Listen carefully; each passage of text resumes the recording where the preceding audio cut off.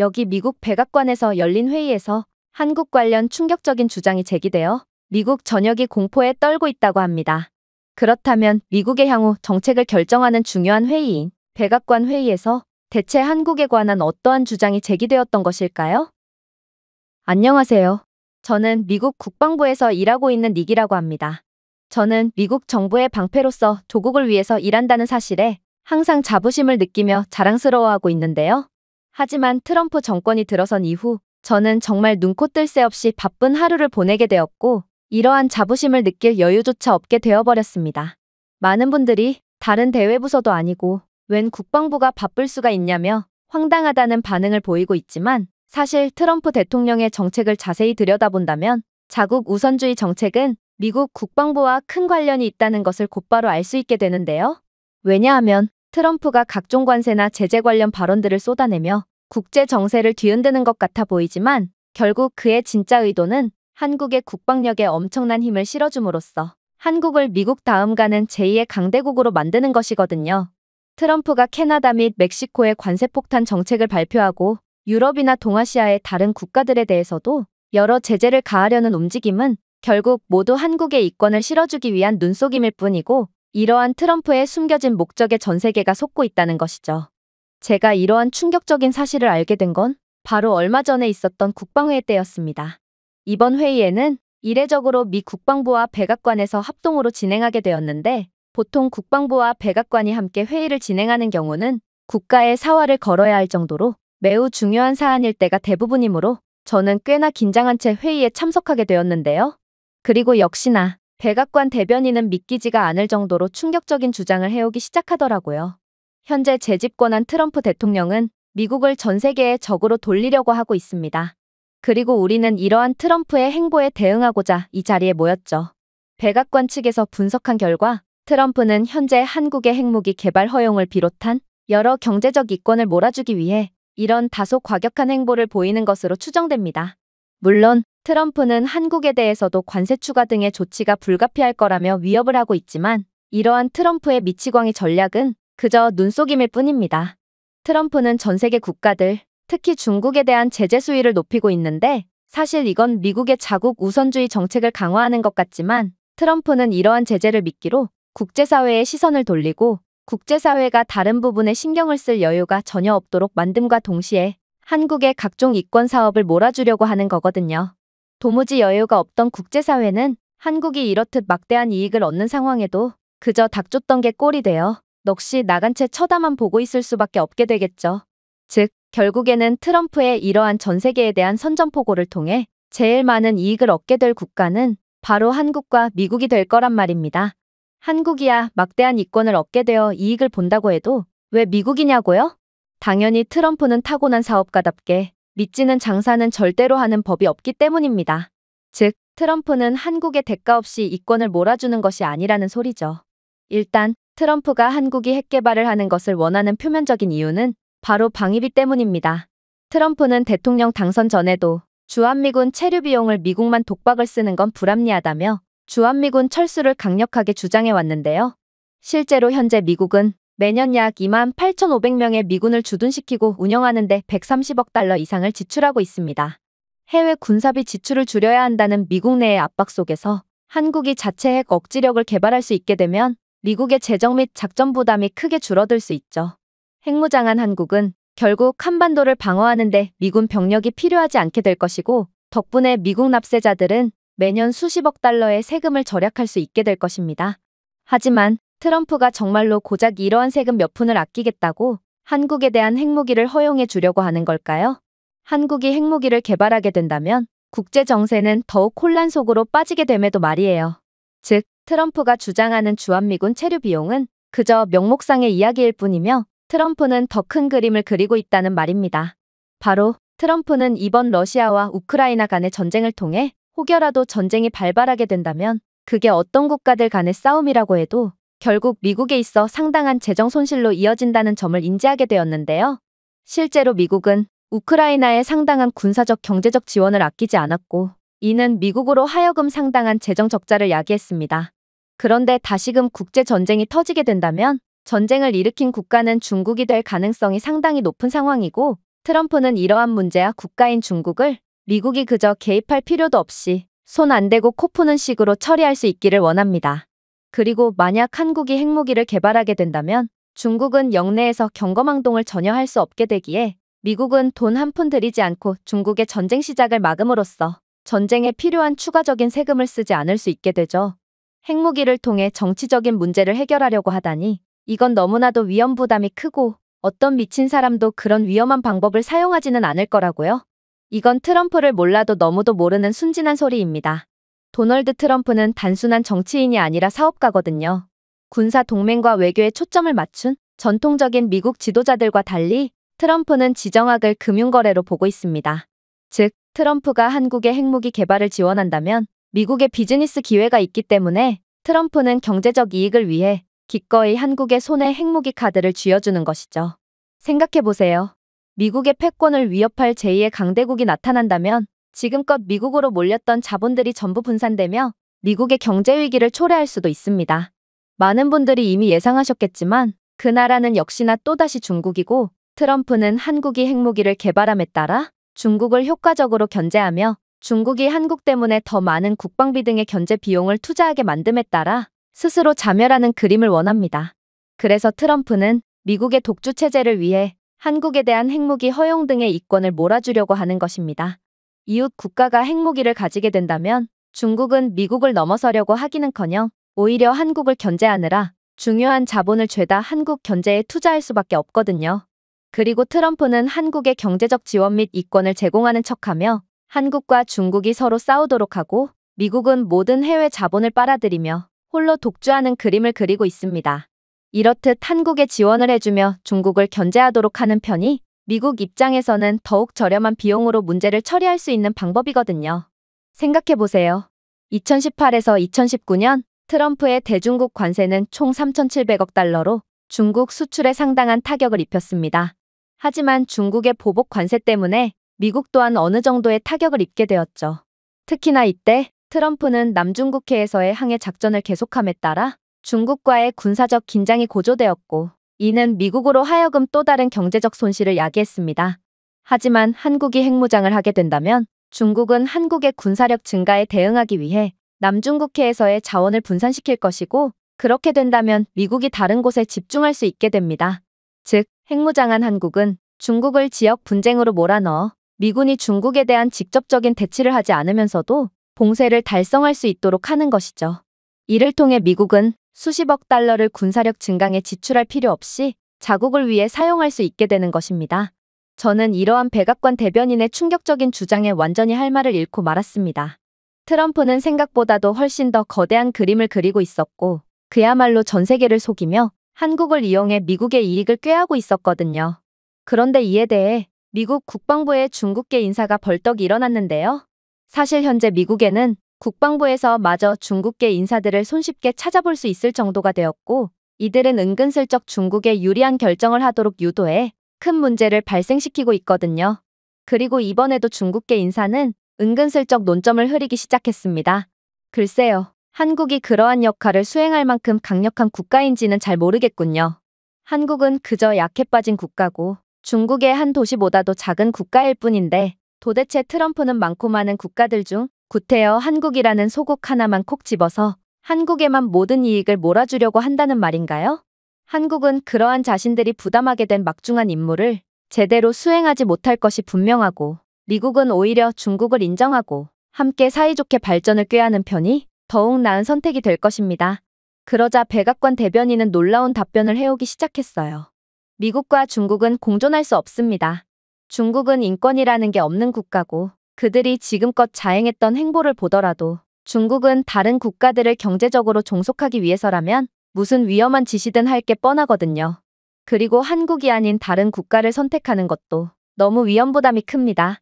다시 말하지만 이 역할을 해낼 수 있는 건 오직 한국밖에 없고 만약 미국이 다른 국가를 선택하고 그 국가가 역할을 제대로 수행해내지 못한다면 이건 미국에 있어서 감당하기 힘든 손해로 되돌아오거든요.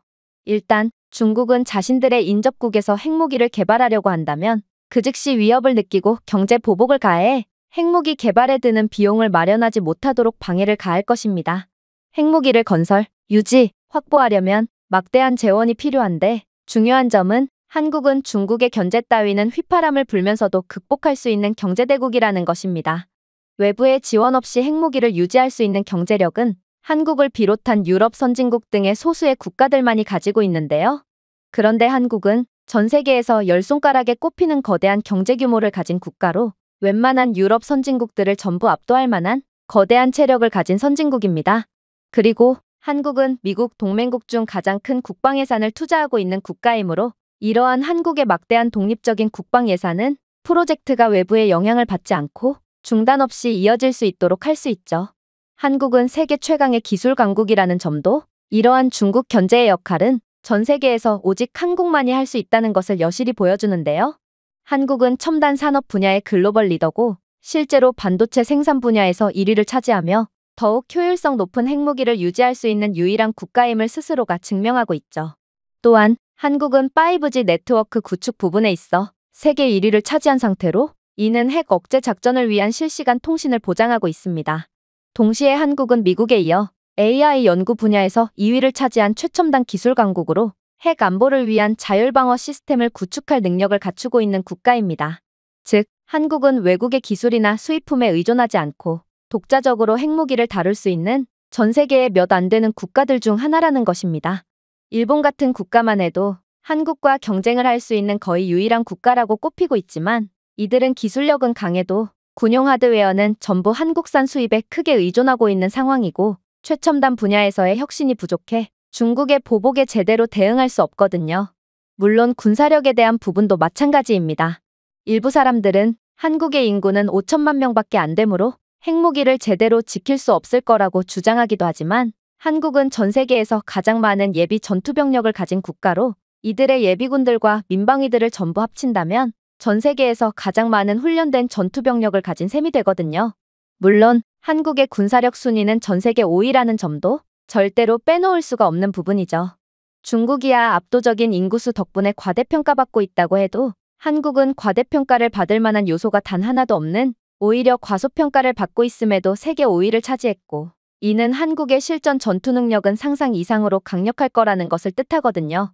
현재 한국의 무기가 전 세계를 지배하고 있는 모습을 좀 보세요.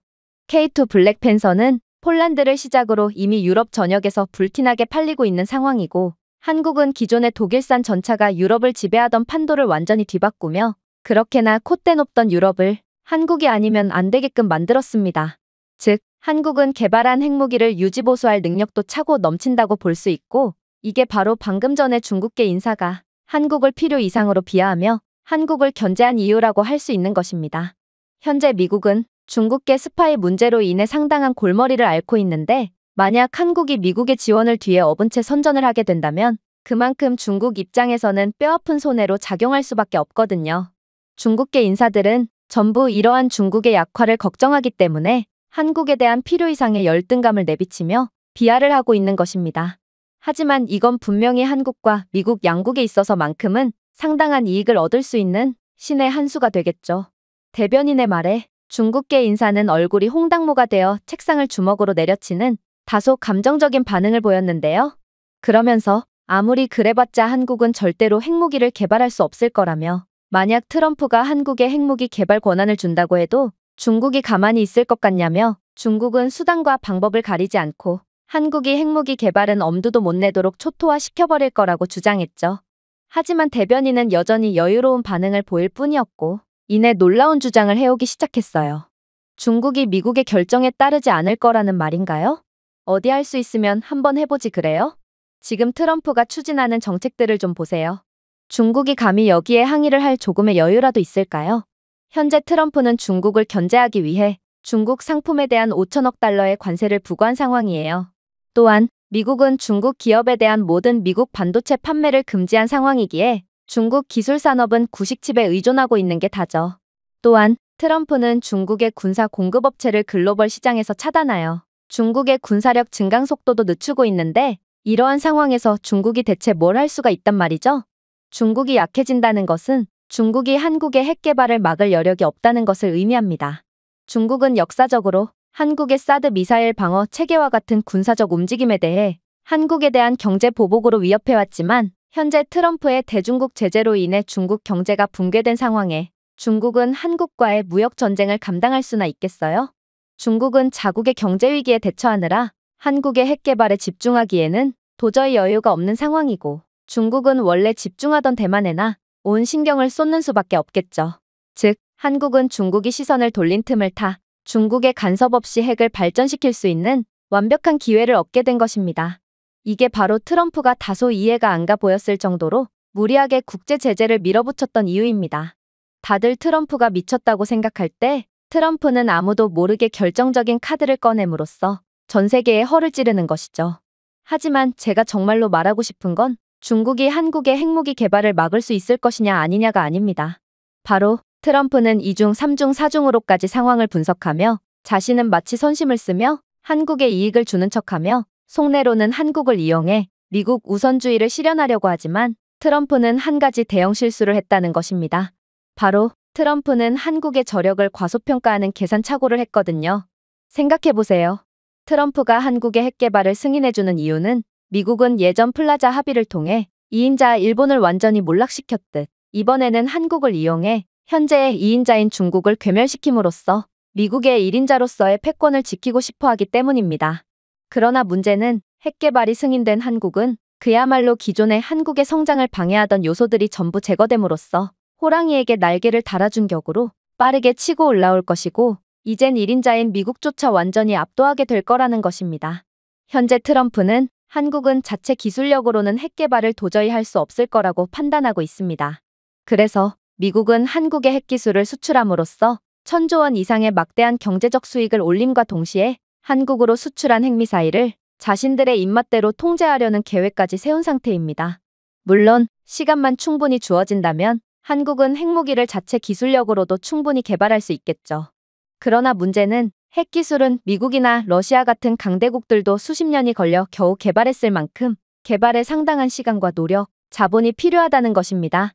그러니 한국은 핵을 개발하는 수십 년 동안 계속해서 중국의 견제 및 경제 압박을 받을 바에는 매우 비싸더라도 미국의 핵기술을 수입하는 게 이익으로 작용할 거라고 판단하는 게 합리적인 결정이고, 그래서 트럼프는 한국의 핵기술을 판매하고 이를 통제할 목적으로 한국의 핵 제한을 풀어주려고 하는 것입니다. 그야말로 한국을 완전히 이용해 먹겠다는 의도죠. 그러나 문제는 한국은 다른 핵 보유 국가들과는 조금 다른 상황에 놓인 국가라는 것입니다. 한국은 기존에 수십 년이 걸리던 핵 개발 과정을 한 달도 안 되는 말도 안 될 정도로 짧은 기간 만에 완성할 수 있는 미친 국가고, 트럼프의 기대와는 달리 핵기술을 개발하는데 미국의 도움 따위는 전혀 필요가 없는 국가거든요. 이게 바로 트럼프가 유일하게 고려하지 못한 변수고 또 패착입니다. 그리고 이 실수가 가져올 나비효과는 엄청나죠. 트럼프의 결정은 한국을 중국보다도 더 강력한 2인자로 만들어줄 것이고, 얼마 안 가 1인자인 미국조차 뛰어넘어 버릴 국가로 만들 거니까요. 백악관 대변인의 소름 돋는 주장에 회의장은 일순간 싸늘한 정막만이 감돌았는데요. 그리고 이내 정신을 차린 중국계 인사는 말도 안 된다며 고함을 지르기 시작했죠. 이봐, 당신 제정신이야? 미국만 해도 핵무기 개발에 10년 이상이 걸렸고 중국은 20년 이상이 걸렸어. 그런데 어떻게 한국 따위가 이러한 고차원적인 기술이 필수적으로 필요한 핵무기 개발에 단 한 달조차 필요하지 않다고 주장할 수 있는 거지? 당신은 미친 것이 분명해. 한국은 미국의 핵무기 기술을 수입할 1,000조 원이라는 막대한 금액을 절대로 감당할 수 없을 것이고 결국 중국의 압박과 제재 속에 말라 죽고 말 거야. 그게 바로 주제도 모르고 까불던 약소국이 맞이할 비참한 결말이지. 그러나 백악관 대변인은 표정 하나 바뀌지 않고 예상치도 못한 충격적인 답변을 해오기 시작했습니다. 당신은 제대로 된 정보를 전달할 필요가 있습니다. 엄밀히 말하자면 중국이 통제 가능한 핵무기를 개발하는 데는 20년이 아닌 30년 이상이 걸렸으니까 말이에요. 왜냐하면 중국은 20년 만에 핵무기를 개발하기는 했지만 핵미사일이 물리실험 중 난데없는 곳에서 터져버려 수많은 중국인 사상자가 발생했거든요. 그러나 중국 정부는 이 사실을 언론 통제를 통해 묻어버렸고 그 뒤로도 몇 번이나 그러한 사고가 발생한 뒤에야 30년 만에 제대로 된 핵무기를 개발할 수 있었죠. 하지만 한국은 이미 차원이 다른 기술력을 가진 국가입니다. 많은 분들이 한국이 상당한 원자력 강국이라는 점을 잊고 있는데 이러한 원자력 기술은 핵무기의 품질과 개발 속도에 가장 큰 영향을 주는 매우 중요한 요소거든요. 그런데 한국은 이제 전통적인 원자력 강국인 프랑스 및 미국까지 능가할 정도로 상당한 원자력 기술을 보유하게 된 국가입니다. 실제로 이번 체코의 원자력 발전소 수주권을 시작으로 한국은 폴란드의 원자력 발전소 수주 경쟁에서까지 전통 강자인 프랑스를 꺾는 충격적인 경쟁력을 전 세계에 알리게 되었는데요. 한국은 원전 분야에서 중동에서의 지배적인 역할을 수행하는 것도 모자라 유럽 전역까지 지배하며 세계 최강의 원자력 대국의 면모를 여실히 보여주었습니다. 그러나 한국의 원자력 기술은 한 가지 특이한 점 때문에 아직도 과소평가받고 있죠. 바로 한국은 핵무기가 없는 국가라는 것입니다. 사실 핵무기가 없는 국가들 중에 강력한 원자력 기술력을 가진 국가는 전혀 존재하지 않는데요. 왜냐하면 핵무기와 원자력 기술은 밀접한 연관이 있거든요. 즉, 이건 한국이 과소평가를 받는 이유이자 한국이 그만큼 대단한 국가임을 역으로 증명하는 요소라는 것입니다. 아무튼 한국은 이미 핵무기용 플루토늄을 생산할 수 있는 24개의 가동 중인 원자로가 존재하고 이미 수십 년 전에 무기급 우라늄을 만들 수 있는 과학적 전문성을 입증한 상태라고 평가받고 있는데요. 특히나 한국이 개발한 APR-1400 원자로 설계는 중동과 유럽으로 불티나게 수출되고 있을 만큼 세계에서 가장 효율적인 것 중 하나로 평가받고 있으며 이는 한국이 다른 어떤 나라보다 무기급 플루토늄을 더 빠르게 추출할 수 있다는 것을 의미하죠. 심지어 한국은 전 세계 최초로 AI 기반 핵연료 처리 기술을 상용화한 천재적인 국가로 한국은 기존 핵보유국들과 비교할 수 없는 속도로 무기급 물질을 정제할 수 있는데요. 이것은 한국은 기존의 핵보유 국가들이 수십 년 동안 연구개발에 매진해 겨우 핵무기를 개발했던 것과는 달리 외부의 도움이 전혀 없이도 기록적인 속도로 자체 핵물질을 제조할 수 있다는 것을 뜻한다고 할 수 있습니다. 하지만 가장 어려운 부분이 남아있죠. 그건 바로 소형화된 핵탄두를 만드는 것인데요. 한국이 핵무기를 빠르게 개발할 수 있다고 해도 미사일에 실을 수 있을 만큼의 작고 가벼운 탄두를 개발하지 못한다면 이러한 무기를 사용조차 못하는 꼴이 되거든요. 그리고 대부분의 국가에서 이러한 소형화된 핵탄두를 개발하는 데만 수십 년이 걸린다는 것을 고려한다면 이건 분명 한국에 있어서도 큰 한계사항으로 작용할 수밖에 없습니다. 북한은 이러한 소형 핵탄두를 개발하는 데만 23년이 걸렸으며 중국은 27년이 걸렸다고 기록되어 있는데요. 미국조차도 이러한 소형 핵탄두 개발에 10년 이상이 걸렸으니 이러한 소형화가 얼마나 어려운 과정인지는 말해봤자 입만 아픈 상황이죠. 하지만 놀랍게도 한국은 이러한 과정에 있어서도 세계에서 가장 뛰어난 기술력을 보여주고 있습니다. 일단 한국은 반도체 소형화 기술에서 선도적인 역할을 하고 있는데요. 한국은 반도체 리더답게 최신 기술의 필수적인 이러한 반도체 소형화에 있어 세계에서 가장 강력한 모습을 보여주고 있거든요. 그리고 이러한 반도체 소형화와 핵폭발 시스템의 소형화는 동일한 원리를 사용하고 있기에 한국은 자신들의 기존의 세계 최강의 기술력을 그대로 사용한 것만으로도 압도적인 시간을 줄일 수 있게 된 것입니다. 삼성과 SK하이닉스의 3나노미터 반도체 기술은 지금까지 구축된 것 중 가장 작고 효율적인 핵폭발 회로를 가능하게 하겠죠. 한국의 AI 기반 핵 시뮬레이션 기술은 또 어떻고요? 중국은 핵무기를 개발하기 위해 물리적인 핵폭발 실험에 의존했고 수많은 실험 실패로 인해 상당한 사상자가 발생함과 동시에 수많은 땅이 오염되고 손상되었는데요. 그러나 한국은 그럴 필요가 없습니다. 한국의 AI 기반 컴퓨터 모델링 또한 세계에서 가장 우수한 수준인데 한국은 반도체 및 전기차 배터리 등 거의 대부분의 첨단 분야에서 이러한 고도로 발전된 AI 기반 컴퓨터 모델링 기술을 사용하고 있을 만큼 이 분야에서 선도적인 국가거든요. 즉, 한국은 물리적 테스트 없이도 완벽한 탄두 모양과 폭발 패턴을 개발할 수 있게 해준다는 것입니다. 하지만 한국의 가장 소름 돋는 점은 따로 있습니다. 바로 한국은 두 번째로 어려운 부분인 정밀 폭발 시스템에 대한 부분까지 곧바로 뛰어넘을 수 있는 국가이기 때문이죠. 대부분의 국가들은 여기서 상당한 시간을 사용하곤 하는데 단 0.001초의 실수라도 폭탄이 고장 날 수 있으므로 극한의 물리적 충격과 온도를 처리해야 하고 따라서 반드시 최첨단 소재로 정밀하게 제작해야 하거든요. 그리고 탄두 케이스 내부에 들어갈 수 있을 만큼 작아야 하므로 반도체 수준의 정밀도가 필요하죠. 사실 중국은 기술력 부족으로 인해 이러한 정밀한 시스템을 아직 개발조차 못한 상태입니다. 중국은 핵미사일의 오류로 발사를 하자마자 자국의 영토에서 터져서 피해를 보더라도 어쨌든 땅덩어리가 넓으니 상관없다는 마인드로 이러한 정밀도에 대한 부분을 아예 포기했거든요. 그래서 중국의 군사체계 자체가 유사시에 상대의 핵심 시설로 핵미사일 두세 발을 연이어 발사하는 다소 원시적인 체계인데요. 한 발은 발사와 동시에 본토에서 터질지 모르고, 한 발은 좌표 오류로 엉뚱한 곳으로 향할지 모르고, 마지막 한 발은 정확한 좌표에 도착하더라도 폭발 자체를 안 할지도 모르니 정확한 한 발 대신 세 발 이상을 한꺼번에 쏘는 거죠. 그야말로 중국은 확률에만 의존하는 형편없는 성능의 핵미사일을 보유하고 있는 것입니다. 그러나 한국은 중국과는 차원이 다른 인공지능 및 마이크로 프로세서 정밀 기술을 가진 국가입니다. 삼성은 세계에서 가장 빠른 마이크로 프로세서를 생산하여 한국을 나노초 정밀도로 초고속 폭발 회로를 설계할 수 있는 유일한 국가로 만들었는데요. 또한 한국은 AI 기반 센서 개발 분야에서 1위를 차지하고 있으며, 이는 핵폭발을 완전히 자동화하여 효율성을 극대화할 수 있습니다. 즉, 한국은 트럼프의 예상보다도 훨씬 막강한 기술력을 가진 국가고, 핵무기 개발 허가가 떨어짐과 동시에 독자적인 기술력만으로도 몇 주 안에 완벽한 성능의 핵무기를 개발해 낼 수 있다는 말입니다. 그러나 한국의 진짜 무서운 점은 따로 있습니다. 그건 바로 한국은 단 하나의 핵미사일에 그치는 것이 아닌 특유의 효율적인 자동화 시스템으로 역사상 그 어느 나라보다 빠르게 핵무기를 대량 생산할 수 있다는 것이죠. 여러분들은 한국과 기술 거래를 한 국가들은 늘 계약한 것보다도 훨씬 빠른 속도로 물건을 받아보고 있다는 점을 잘 알고 계실 겁니다. 폴란드만 해도 1000대 이상의 K2 블랙팬서 전차를 수개월이나 빠르게 배달받았죠.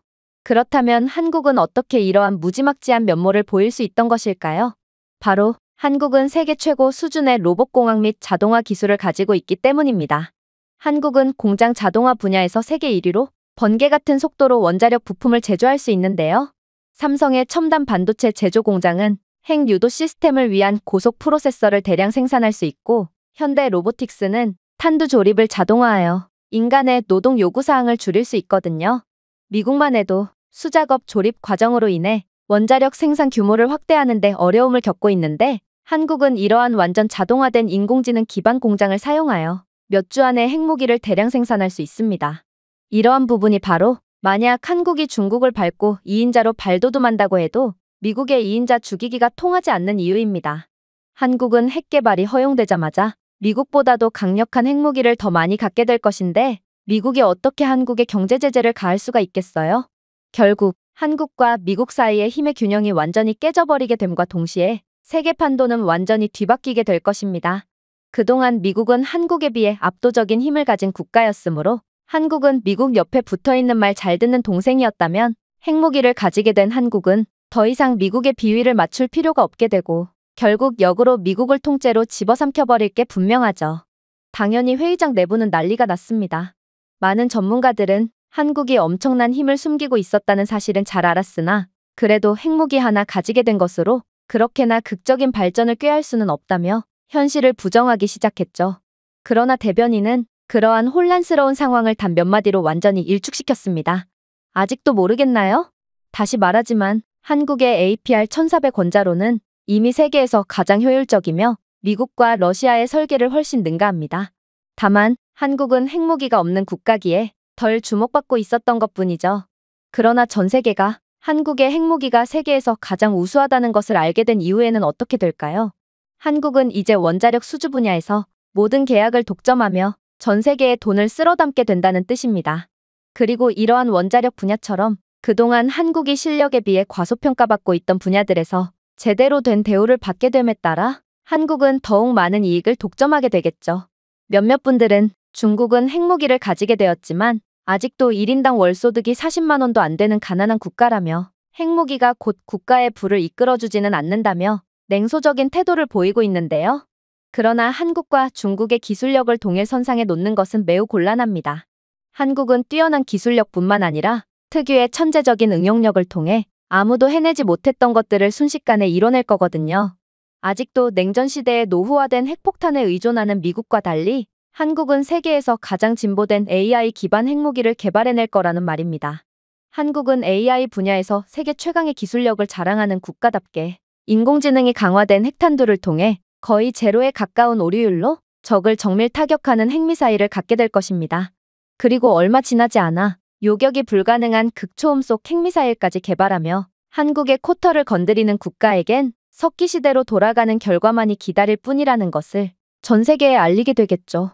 인공지능 자동화를 사용하여 개발할 차세대 핵잠수함은 또 어떻고요? 한국 함대는 이제 무기한 탐지되지 않을 것이고 미국은 여전히 50년 이상 된 핵잠수함을 사용하고 있을 때 한국은 이미 기술력상으로 충분히 개발할 수 있었으나 그저 핵개발 제한 때문에 만들지 못하고 있던 것들을 전부 개발함으로써 세계에서 가장 강력한 국가로 발돋움할 거라는 말입니다. 물론 한국이 만들 차세대 핵무기는 기존의 핵보유국들이 가지고 있던 재래식 핵무기와도 차원이 다른 수준의 위력을 자랑하므로 한국은 북한과 중국이 발생시키는 지정학적인 위협으로부터 완전히 벗어나게 되어 그동안 억눌려 있던 수많은 투자가 몰리게 될 것입니다. 핵무장한 한국은 외부의 간섭에서 벗어나 지구상에서 가장 안전한 경제 중심지가 될 것이며 어느 나라도 감히 한국의 경제 제재를 가하지 못할 것입니다.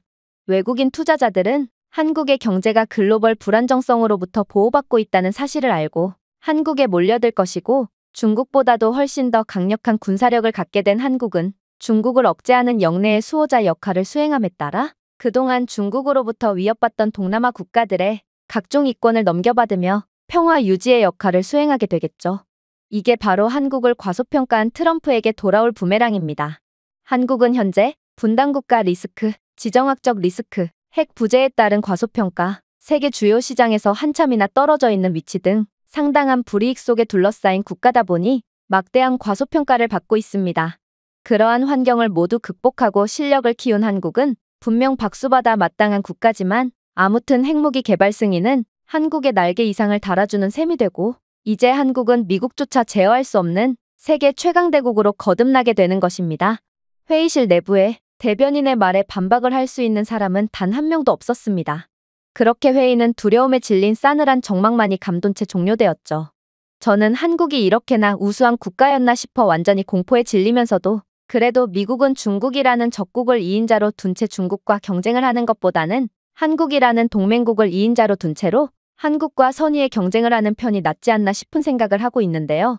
하지만 세상이 어떤 식으로 흘러가게 될지는 아무도 모르는 법이고 저는 이러한 혼란하고 예측 불가능한 시대적 흐름 속에서 그저 두 눈을 꼭 감을 뿐이었습니다. 제가 준비해온 내용은 여기까지입니다. 끝까지 시청해주셔서 진심으로 감사드리며 여러분들의 구독과 좋아요, 알림 설정은 여기 미국 백악관에서 열린 회의에서 한국 관련 충격적인 주장이 제기되어 미국 전역이 공포에 떨고 있다고 합니다. 그렇다면 미국의 향후 정책을 결정하는 중요한 회의인 백악관 회의에서 대체 한국에 관한 어떠한 주장이 제기되었던 것일까요? 안녕하세요. 저는 미국 국방부에서 일하고 있는 닉이라고 합니다. 저는 미국 정부의 방패로서 조국을 위해서 일한다는 사실에 항상 자부심을 느끼며 자랑스러워하고 있는데요. 하지만 트럼프 정권이 들어선 이후 저는 정말 눈코 뜰 새 없이 바쁜 하루를 보내게 되었고 이러한 자부심을 느낄 여유조차 없게 되어버렸습니다. 많은 분들이 다른 대외부서도 아니고 웬 국방부가 바쁠 수가 있냐며 황당하다는 반응을 보이고 있지만 사실 트럼프 대통령의 정책을 자세히 들여다본다면 자국 우선주의 정책은 미국 국방부와 큰 관련이 있다는 것을 곧바로 알 수 있게 되는데요. 왜냐하면 트럼프가 각종 관세나 제재 관련 발언들을 쏟아내며 국제 정세를 뒤흔드는 것 같아 보이지만 결국 그의 진짜 의도는 한국의 국방력에 엄청난 힘을 실어줌으로써 한국을 미국 다음 가는 제2의 강대국으로 만드는 것이거든요. 트럼프가 캐나다 및 멕시코의 관세폭탄 정책을 발표하고 유럽이나 동아시아의 다른 국가들에 대해서도 여러 제재를 가하려는 움직임은 결국 모두 한국의 이권을 실어주기 위한 눈속임일 뿐이고 이러한 트럼프의 숨겨진 목적에 전 세계가 속고 있다는 것이죠. 제가 이러한 충격적인 사실을 알게 된 건 바로 얼마 전에 있었던 국방회의 때였습니다. 이번 회의에는 이례적으로 미 국방부와 백악관에서 합동으로 진행하게 되었는데 보통 국방부와 백악관이 함께 회의를 진행하는 경우는 국가의 사활을 걸어야 할 정도로 매우 중요한 사안일 때가 대부분이므로 저는 꽤나 긴장한 채 회의에 참석하게 되었는데요. 그리고 역시나 백악관 대변인은 믿기지가 않을 정도로 충격적인 주장을 해오기 시작하더라고요. 현재 재집권한 트럼프 대통령은 미국을 전 세계의 적으로 돌리려고 하고 있습니다. 그리고 우리는 이러한 트럼프의 행보에 대응하고자 이 자리에 모였죠. 백악관 측에서 분석한 결과 트럼프는 현재 한국의 핵무기 개발 허용을 비롯한 여러 경제적 이권을 몰아주기 위해 이런 다소 과격한 행보를 보이는 것으로 추정됩니다. 물론 트럼프는 한국에 대해서도 관세 추가 등의 조치가 불가피할 거라며 위협을 하고 있지만 이러한 트럼프의 미치광이 전략은 그저 눈속임일 뿐입니다. 트럼프는 전 세계 국가들, 특히 중국에 대한 제재 수위를 높이고 있는데 사실 이건 미국의 자국 우선주의 정책을 강화하는 것 같지만 트럼프는 이러한 제재를 미끼로 국제사회의 시선을 돌리고 국제사회가 다른 부분에 신경을 쓸 여유가 전혀 없도록 만듦과 동시에 한국의 각종 이권 사업을 몰아주려고 하는 거거든요. 도무지 여유가 없던 국제사회는 한국이 이렇듯 막대한 이익을 얻는 상황에도 그저 닥쳤던 게 꼴이 되어 넋이 나간 채 쳐다만 보고 있을 수밖에 없게 되겠죠. 즉, 결국에는 트럼프의 이러한 전 세계에 대한 선전포고를 통해 제일 많은 이익을 얻게 될 국가는 바로 한국과 미국이 될 거란 말입니다. 한국이야 막대한 이권을 얻게 되어 이익을 본다고 해도 왜 미국이냐고요? 당연히 트럼프는 타고난 사업가답게 믿지는 장사는 절대로 하는 법이 없기 때문입니다. 즉, 트럼프는 한국에 대가 없이 이권을 몰아주는 것이 아니라는 소리죠. 일단 트럼프가 한국이 핵 개발을 하는 것을 원하는 표면적인 이유는 바로 방위비 때문입니다. 트럼프는 대통령 당선 전에도 주한미군 체류 비용을 미국만 독박을 쓰는 건 불합리하다며 주한미군 철수를 강력하게 주장해 왔는데요. 실제로 현재 미국은 매년 약 28,500명의 미군을 주둔시키고 운영하는 데 130억 달러 이상을 지출하고 있습니다. 해외 군사비 지출을 줄여야 한다는 미국 내의 압박 속에서 한국이 자체 핵 억지력을 개발할 수 있게 되면 미국의 재정 및 작전 부담이 크게 줄어들 수 있죠. 핵무장한 한국은 결국 한반도를 방어하는 데 미군 병력이 필요하지 않게 될 것이고 덕분에 미국 납세자들은 매년 수십억 달러의 세금을 절약할 수 있게 될 것입니다. 하지만 트럼프가 정말로 고작 이러한 세금 몇 푼을 아끼겠다고 한국에 대한 핵무기를 허용해 주려고 하는 걸까요? 한국이 핵무기를 개발하게 된다면 국제 정세는 더욱 혼란 속으로 빠지게 됨에도 말이에요. 즉, 트럼프가 주장하는 주한미군 체류 비용은 그저 명목상의 이야기일 뿐이며 트럼프는 더 큰 그림을 그리고 있다는 말입니다. 바로 트럼프는 이번 러시아와 우크라이나 간의 전쟁을 통해 혹여라도 전쟁이 발발하게 된다면 그게 어떤 국가들 간의 싸움이라고 해도 결국 미국에 있어 상당한 재정 손실로 이어진다는 점을 인지하게 되었는데요. 실제로 미국은 우크라이나에 상당한 군사적 경제적 지원을 아끼지 않았고 이는 미국으로 하여금 상당한 재정 적자를 야기했습니다. 그런데 다시금 국제전쟁이 터지게 된다면 전쟁을 일으킨 국가는 중국이 될 가능성이 상당히 높은 상황이고 트럼프는 이러한 문제와 국가인 중국을 미국이 그저 개입할 필요도 없이 손 안 대고 코 푸는 식으로 처리할 수 있기를 원합니다. 그리고 만약 한국이 핵무기를 개발하게 된다면 중국은 영내에서 경거망동을 전혀 할 수 없게 되기에 미국은 돈 한 푼 들이지 않고 중국의 전쟁 시작을 막음으로써 전쟁에 필요한 추가적인 세금을 쓰지 않을 수 있게 되죠. 핵무기를 통해 정치적인 문제를 해결하려고 하다니 이건 너무나도 위험 부담이 크고 어떤 미친 사람도 그런 위험한 방법을 사용하지는 않을 거라고요. 이건 트럼프를 몰라도 너무도 모르는 순진한 소리입니다. 도널드 트럼프는 단순한 정치인이 아니라 사업가거든요. 군사 동맹과 외교에 초점을 맞춘 전통적인 미국 지도자들과 달리 트럼프는 지정학을 금융거래로 보고 있습니다. 즉, 트럼프가 한국의 핵무기 개발을 지원한다면 미국의 비즈니스 기회가 있기 때문에 트럼프는 경제적 이익을 위해 기꺼이 한국의 손에 핵무기 카드를 쥐어주는 것이죠. 생각해보세요. 미국의 패권을 위협할 제2의 강대국이 나타난다면 지금껏 미국으로 몰렸던 자본들이 전부 분산되며 미국의 경제 위기를 초래할 수도 있습니다. 많은 분들이 이미 예상하셨겠지만 그 나라는 역시나 또다시 중국이고 트럼프는 한국이 핵무기를 개발함에 따라 중국을 효과적으로 견제하며 중국이 한국 때문에 더 많은 국방비 등의 견제 비용을 투자하게 만듦에 따라 스스로 자멸하는 그림을 원합니다.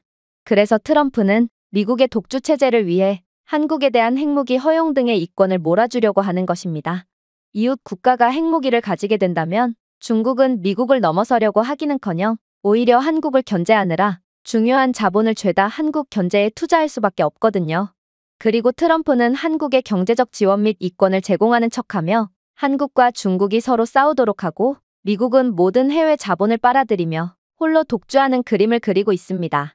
이렇듯 한국에 지원을 해주며 중국을 견제하도록 하는 편이 미국 입장에서는 더욱 저렴한 비용으로 문제를 처리할 수 있는 방법이거든요. 생각해보세요. 2018에서 2019년 트럼프의 대중국 관세는 총 3,700억 달러로 중국 수출에 상당한 타격을 입혔습니다. 하지만 중국의 보복 관세 때문에 미국 또한 어느 정도의 타격을 입게 되었죠. 특히나 이때 트럼프는 남중국해에서의 항해 작전을 계속함에 따라 중국과의 군사적 긴장이 고조되었고 이는 미국으로 하여금 또 다른 경제적 손실을 야기했습니다. 하지만 한국이 핵무장을 하게 된다면 중국은 한국의 군사력 증가에 대응하기 위해 남중국해에서의 자원을 분산시킬 것이고, 그렇게 된다면 미국이 다른 곳에 집중할 수 있게 됩니다. 즉, 핵무장한 한국은 중국을 지역 분쟁으로 몰아넣어 미군이 중국에 대한 직접적인 대치를 하지 않으면서도 봉쇄를 달성할 수 있도록 하는 것이죠. 이를 통해 미국은 수십억 달러를 군사력 증강에 지출할 필요 없이 자국을 위해 사용할 수 있게 되는 것입니다. 저는 이러한 백악관 대변인의 충격적인 주장에 완전히 할 말을 잃고 말았습니다. 트럼프는 생각보다도 훨씬 더 거대한 그림을 그리고 있었고, 그야말로 전 세계를 속이며 한국을 이용해 미국의 이익을 꾀하고 있었거든요. 그런데 이에 대해 미국 국방부의 중국계 인사가 벌떡 일어났는데요. 사실 현재 미국에는 국방부에서 마저 중국계 인사들을 손쉽게 찾아볼 수 있을 정도가 되었고, 이들은 은근슬쩍 중국에 유리한 결정을 하도록 유도해 큰 문제를 발생시키고 있거든요. 그리고 이번에도 중국계 인사는 은근슬쩍 논점을 흐리기 시작했습니다. 글쎄요, 한국이 그러한 역할을 수행할 만큼 강력한 국가인지는 잘 모르겠군요.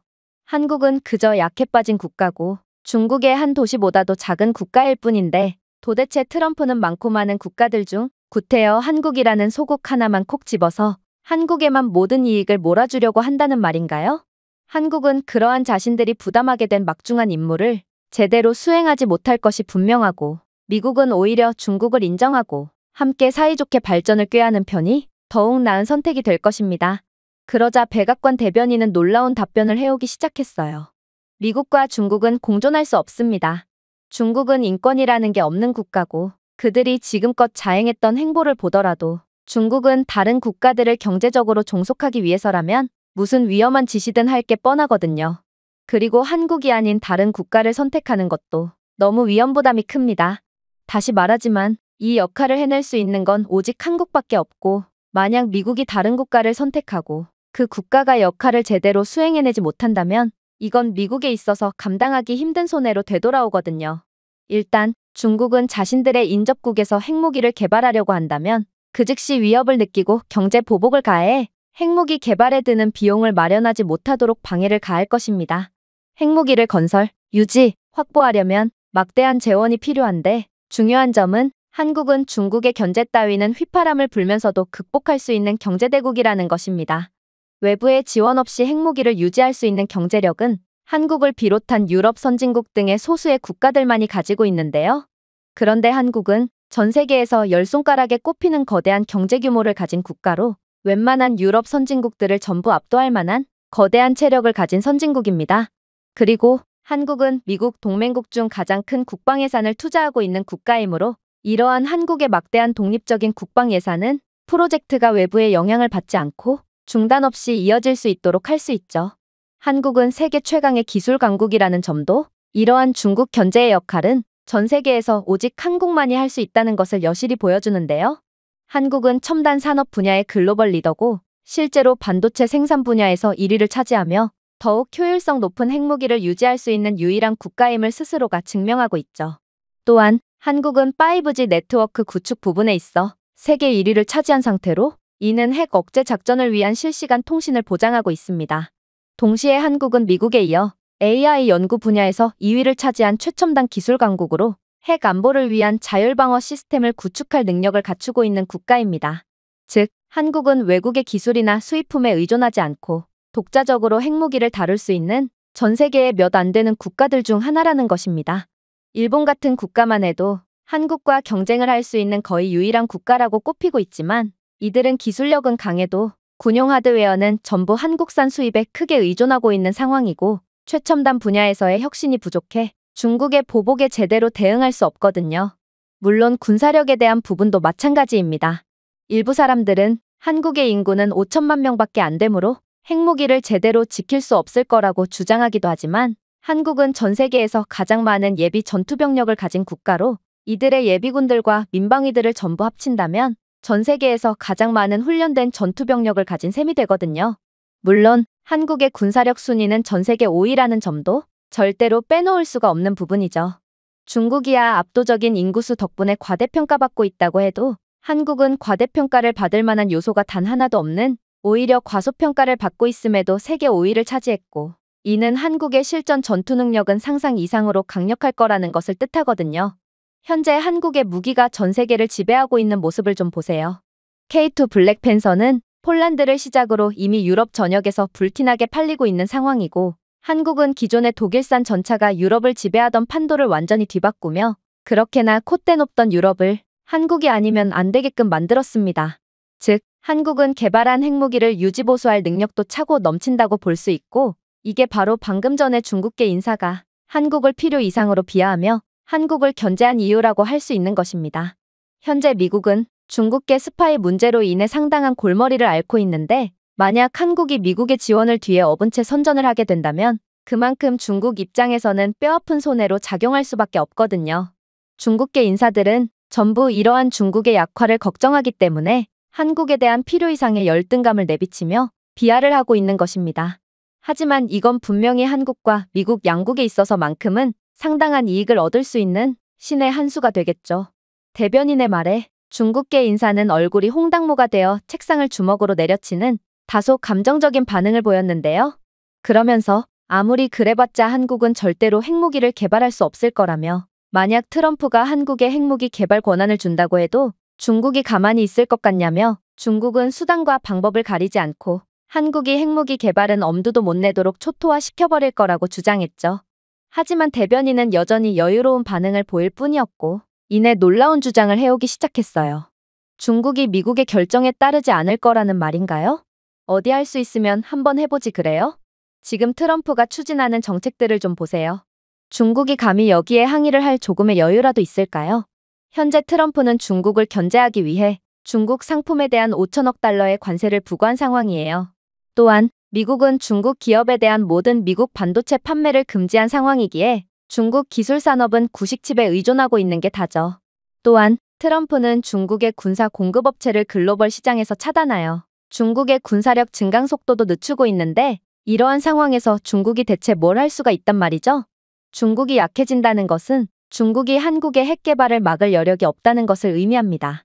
중국은 역사적으로 한국의 사드 미사일 방어 체계와 같은 군사적 움직임에 대해 한국에 대한 경제 보복으로 위협해왔지만, 현재 트럼프의 대중국 제재로 인해 중국 경제가 붕괴된 상황에 중국은 한국과의 무역 전쟁을 감당할 수나 있겠어요?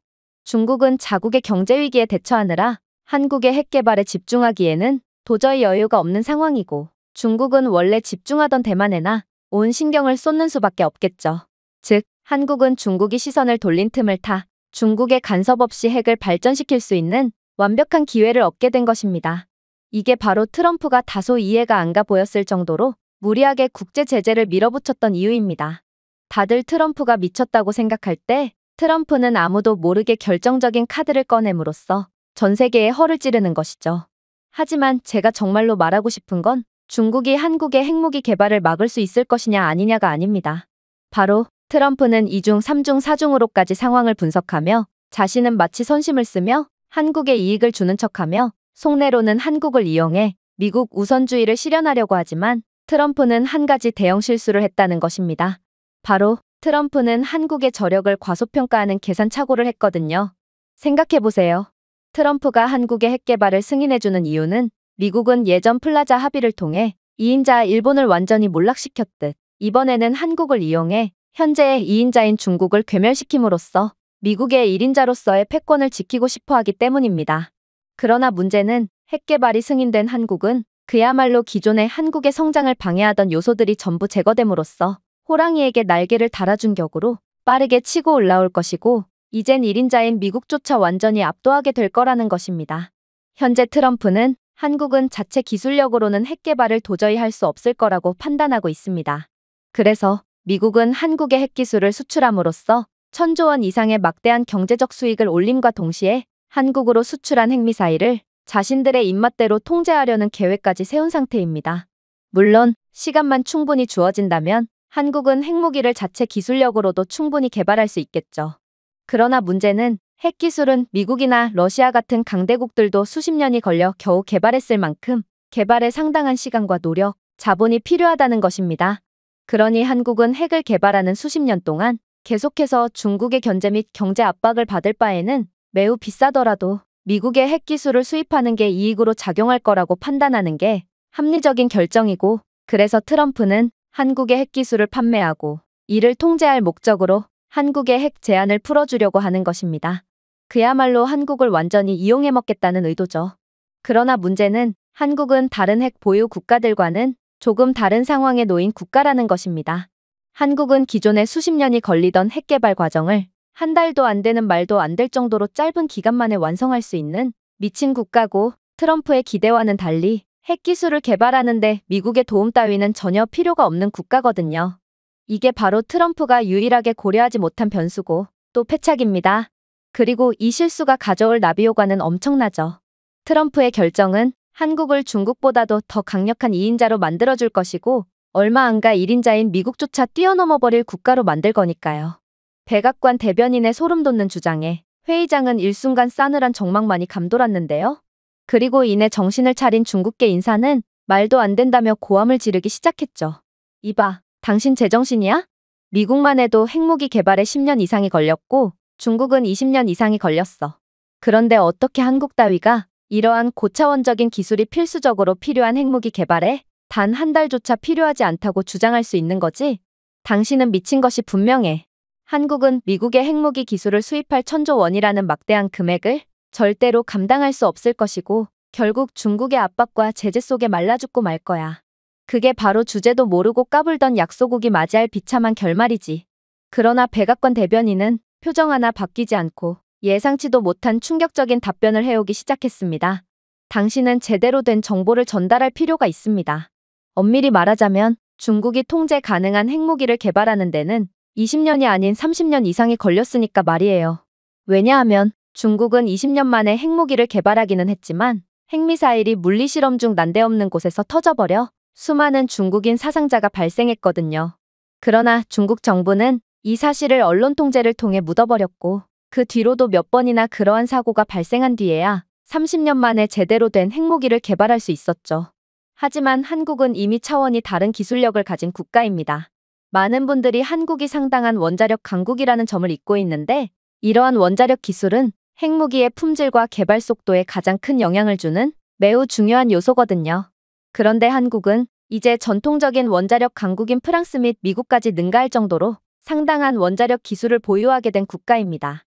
실제로 이번 체코의 원자력 발전소 수주권을 시작으로 한국은 폴란드의 원자력 발전소 수주 경쟁에서까지 전통 강자인 프랑스를 꺾는 충격적인 경쟁력을 전 세계에 알리게 되었는데요. 한국은 원전 분야에서 중동에서의 지배적인 역할을 수행하는 것도 모자라 유럽 전역까지 지배하며 세계 최강의 원자력 대국의 면모를 여실히 보여주었습니다. 그러나 한국의 원자력 기술은 한 가지 특이한 점 때문에 아직도 과소평가받고 있죠. 바로 한국은 핵무기가 없는 국가라는 것입니다. 사실 핵무기가 없는 국가들 중에 강력한 원자력 기술력을 가진 국가는 전혀 존재하지 않는데요. 왜냐하면 핵무기와 원자력 기술은 밀접한 연관이 있거든요. 즉, 이건 한국이 과소평가를 받는 이유이자 한국이 그만큼 대단한 국가임을 역으로 증명하는 요소라는 것입니다. 아무튼 한국은 이미 핵무기용 플루토늄을 생산할 수 있는 24개의 가동 중인 원자로가 존재하고 이미 수십 년 전에 무기급 우라늄을 만들 수 있는 과학적 전문성을 입증한 상태라고 평가받고 있는데요.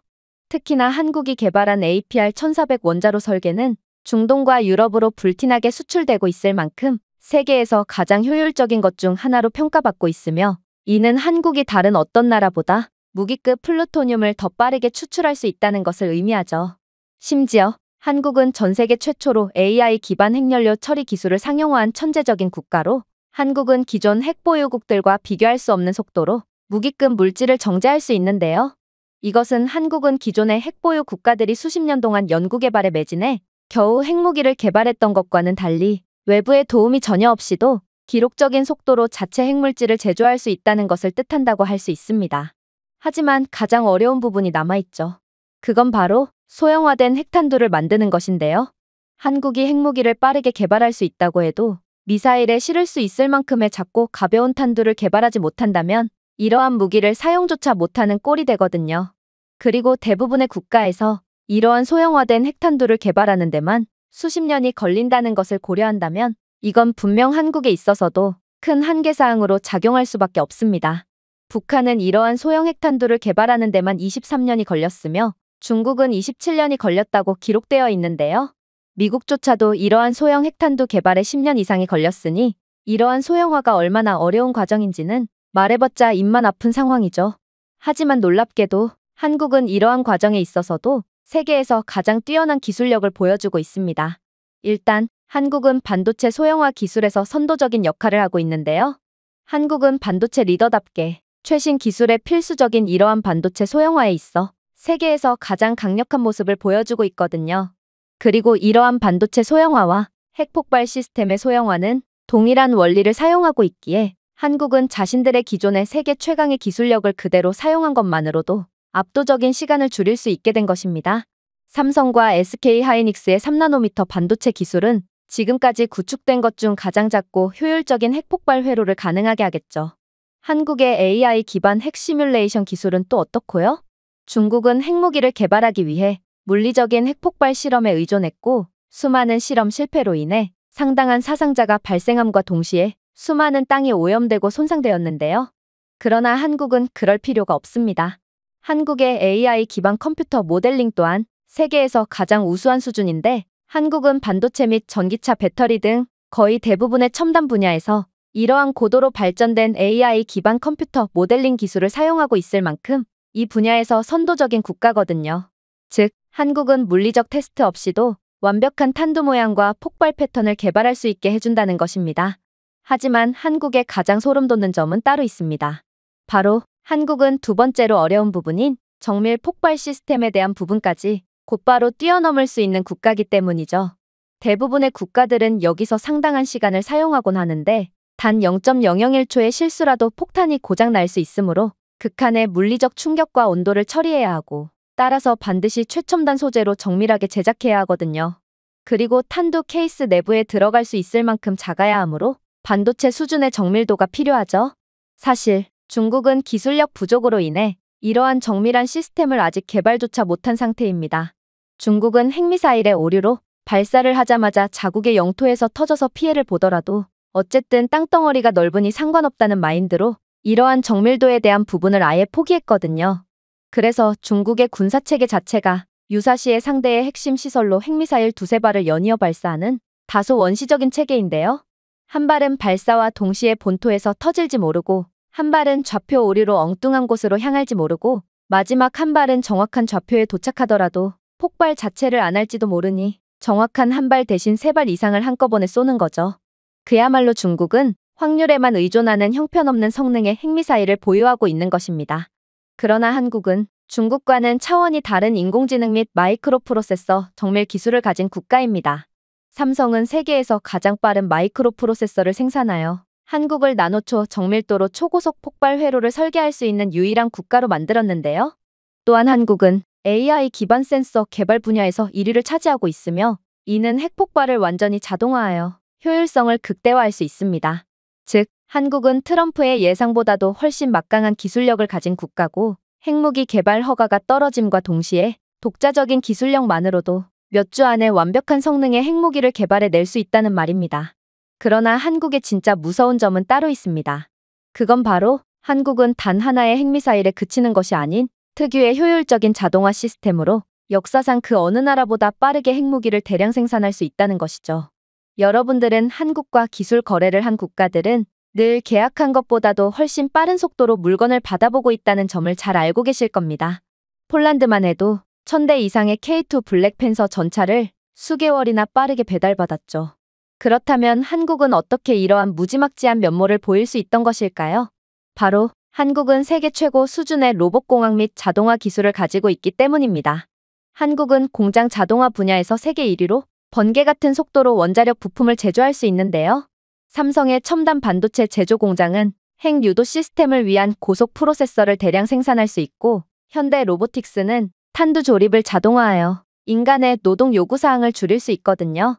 미국만 해도 수작업 조립 과정으로 인해 원자력 생산 규모를 확대하는 데 어려움을 겪고 있는데 한국은 이러한 완전 자동화된 인공지능 기반 공장을 사용하여 몇 주 안에 핵무기를 대량 생산할 수 있습니다. 이러한 부분이 바로 만약 한국이 중국을 밟고 2인자로 발돋움한다고 해도 미국의 2인자 죽이기가 통하지 않는 이유입니다. 한국은 핵 개발이 허용되자마자 미국보다도 강력한 핵무기를 더 많이 갖게 될 것인데 미국이 어떻게 한국에 경제 제재를 가할 수가 있겠어요? 결국 한국과 미국 사이의 힘의 균형이 완전히 깨져버리게 됨과 동시에 세계 판도는 완전히 뒤바뀌게 될 것입니다. 그동안 미국은 한국에 비해 압도적인 힘을 가진 국가였으므로 한국은 미국 옆에 붙어있는 말 잘 듣는 동생이었다면 핵무기를 가지게 된 한국은 더 이상 미국의 비위를 맞출 필요가 없게 되고 결국 역으로 미국을 통째로 집어삼켜버릴 게 분명하죠. 당연히 회의장 내부는 난리가 났습니다. 많은 전문가들은 한국이 엄청난 힘을 숨기고 있었다는 사실은 잘 알았으나 그래도 핵무기 하나 가지게 된 것으로 그렇게나 극적인 발전을 꾀할 수는 없다며 현실을 부정하기 시작했죠. 그러나 대변인은 그러한 혼란스러운 상황을 단 몇 마디로 완전히 일축시켰습니다. 아직도 모르겠나요? 다시 말하지만 한국의 APR-1400 원자로는 이미 세계에서 가장 효율적이며 미국과 러시아의 설계를 훨씬 능가합니다. 다만 한국은 핵무기가 없는 국가기에 덜 주목받고 있었던 것뿐이죠. 그러나 전 세계가 한국의 핵무기가 세계에서 가장 우수하다는 것을 알게 된 이후에는 어떻게 될까요? 한국은 이제 원자력 수주 분야에서 모든 계약을 독점하며 전 세계에 돈을 쓸어 담게 된다는 뜻입니다. 그리고 이러한 원자력 분야처럼 그동안 한국이 실력에 비해 과소평가받고 있던 분야들에서 제대로 된 대우를 받게 됨에 따라 한국은 더욱 많은 이익을 독점하게 되겠죠. 몇몇 분들은 중국은 핵무기를 가지게 되었지만 아직도 1인당 월소득이 40만 원도 안 되는 가난한 국가라며 핵무기가 곧 국가의 부를 이끌어주지는 않는다며 냉소적인 태도를 보이고 있는데요. 그러나 한국과 중국의 기술력을 동일선상에 놓는 것은 매우 곤란합니다. 한국은 뛰어난 기술력뿐만 아니라 특유의 천재적인 응용력을 통해 아무도 해내지 못했던 것들을 순식간에 이뤄낼 거거든요.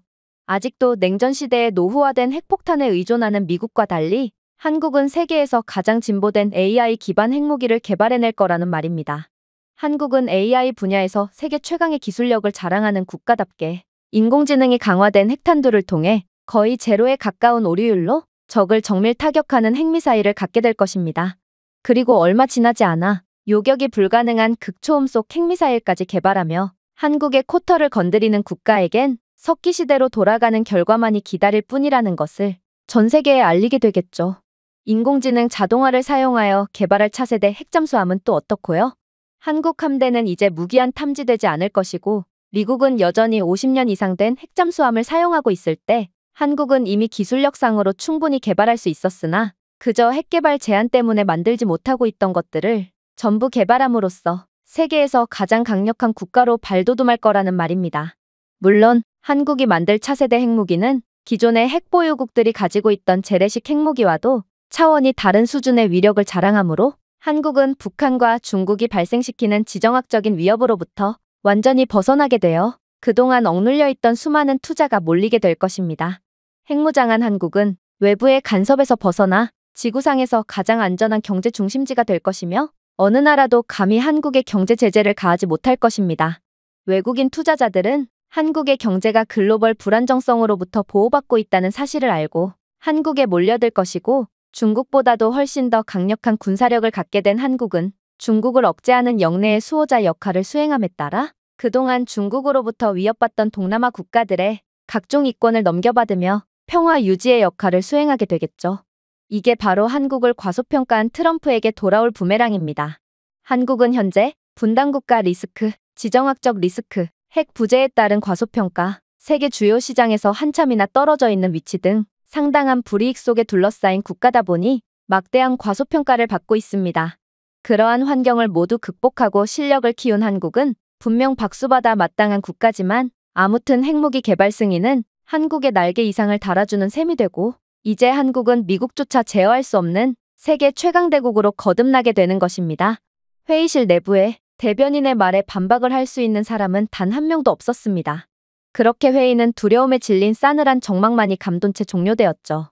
저는 한국이 이렇게나 우수한 국가였나 싶어 완전히 공포에 질리면서도 그래도 미국은 중국이라는 적국을 2인자로 둔 채 중국과 경쟁을 하는 것보다는 한국이라는 동맹국을 2인자로 둔 채로 한국과 선의의 경쟁을 하는 편이 낫지 않나 싶은 생각을 하고 있는데요. 하지만 세상이 어떤 식으로 흘러가게 될지는 아무도 모르는 법이고 저는 이러한 혼란하고 예측 불가능한 시대적 흐름 속에서 그저 두 눈을 꼭 감을 뿐이었습니다. 제가 준비해온 내용은 여기까지입니다. 끝까지 시청해주셔서 진심으로 감사드리며 여러분들의 구독과 좋아요, 알림 설정은 영상 제작에 큰 힘이 됩니다. 이상 세모튜브였습니다.